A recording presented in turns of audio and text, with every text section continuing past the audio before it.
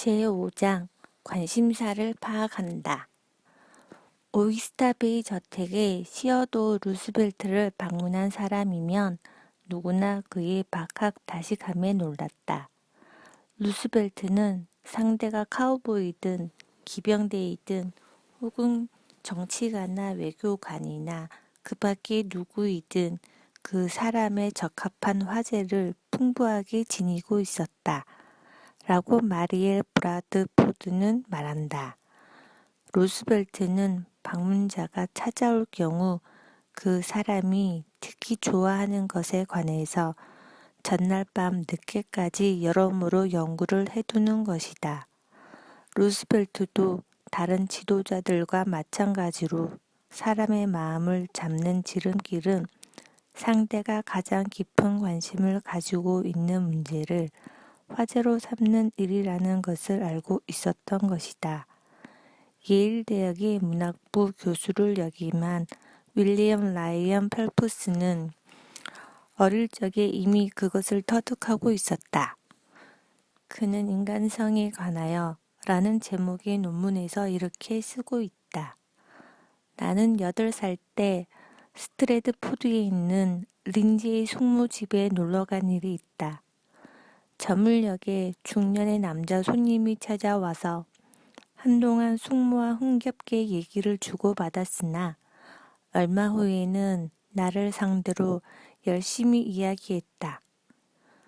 그 무렵 나는 보트에 열중하고 있었는데 그 사람의 이야기는 완전히 나의 마음을 사로잡았다. 그 사람이 돌아가자 나는 열심히 그 사람을 칭찬하였다. 정말 멋있는 사람이야. 그렇게 보트를 좋아하는 사람은 처음 보았어.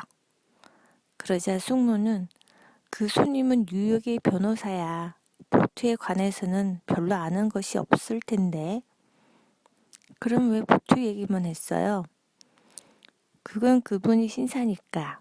네가 보트에 정신이 팔려 있는 것을 알고 너를 기쁘게 해주려고 기분 좋게 너의 상대가 되어준 거야. 펠프스 교수는 숙모님이 한 이야기를 잊어버리지 않는다고 쓰고 있다. 현재 보이스카우트의 일을 활약하고 있는 에드워드 L. 차리프에게서 온 편지를 살펴보자. 언젠가 나는 다른 사람의 도움이 매우 절실한 난관에 부닥치게 되었습니다. 유럽에서 열릴 스카우트 대회가 눈앞에 다가와 있었는데 그 대회의 대표로 한 명의 소년을 출석시키고 싶어서 그 비용을 어느 회사의 사장에게 부탁드리려고 했습니다. 사장을 만나러 가기 직전에 나에게 도움이 되는 좋은 얘기를 들었습니다.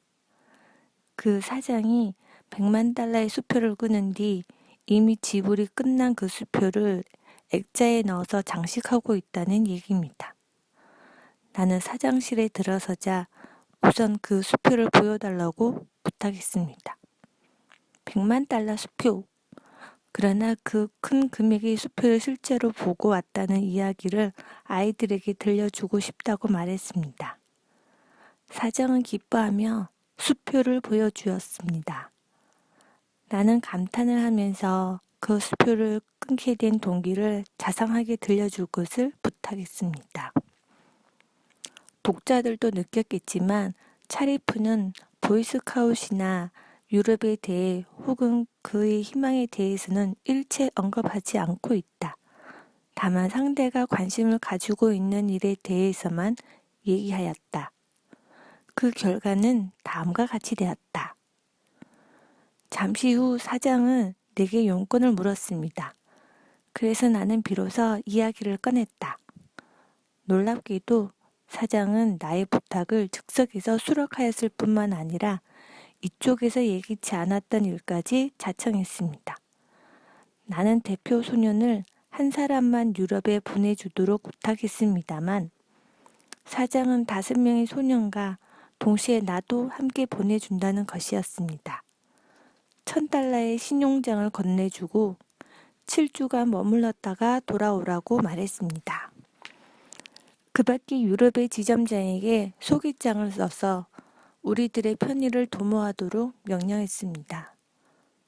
그리고 그 자신은 우리들과 파리에서 합류하여 파리를 안내해 주었습니다. 그 후 그는 우리 그룹을 늘 후원해 주었으며 가정이 곤란한 단원에게는 직장을 구해준 일도 여러 번 있었습니다. 그렇지만 만약 내가 그의 흥미를 불러일으키지 않았다면 그토록 쉽게 접근할 수가 없었을 것입니다. 그 방법이 과연 장사에 응용될 수 있을지 뉴욕 인류 제빵회사 듀바노이 상회의 헨리 G. 듀바노이의 경우를 예로 들어보자. 듀바노이는 이전부터 뉴욕에 있는 어느 호텔에 자기 회사의 빵을 판매하려고 애를 쓰고 있었다. 4년간을 매주 지배인을 찾아갔고 지배인에 출석하는 모임에도 동석을 했다. 그 호텔의 손님이 되어서 체류해 보기도 했으나 그것도 헛일이었다. 듀바노이는 그때의 상황을 다음과 같이 말하고 있다. 그래서 나는 인간관계를 연구했습니다. 그리고 전술을 다시 세웠습니다. 이 사나이가 무엇에 관심을 가지고 있는가, 즉 어떤 일에 열성을 기울이고 있는가를 조사하기 시작했습니다. 그 결과 그는 미국 호텔협회의 의원이라는 것을 알았습니다. 그것도 단순한 평회원이 아니고 그 협회의 회장이며 국제호텔협회의 회장도 겸하고 있었습니다. 협회의 대회가 어디서 열리든지 비행기를 타고 들을 넘고 산을 넘어 출석한다는 열성파였습니다. 그래서 나는 다음 달에 그를 만나서 협회 이야기를 꺼냈습니다. 반응은 굉장했습니다. 그는 눈을 반짝거리며 30분가량 협회 이야기를 해주었습니다. 협회의 일은 그에게 최상의 즐거움이며 정리를 원천이 되고 있는 듯 했습니다. 그러면서 그는 내게도 입회를 권유하였습니다. 그와 이야기를 하고 있는 동안에 나는 빵 이야기는 조금도 비치지 않았습니다. 그런데 수일 후 호텔에서 전화가 걸려와 빵의 견본과 가격표를 가져오라고 했습니다.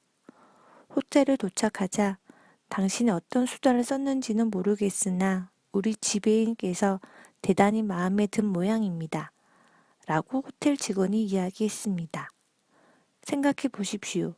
그 남자와 거래를 트고 싶은 생각에 4년간이나 그 꽁무니를 쫓아다녔는데 만약에 그 사람이 무엇에 관심을 집중시키고 있는가, 어떤 화제를 좋아하는가를 찾아보는 요령을 몰랐다면 나는 아직도 그를 쫓아다니고 있었을 것입니다. 사람을 다루는 다섯째 방법은 상대가 관심을 가지고 있는 일을 파악하고 화제로 삼는 것이다.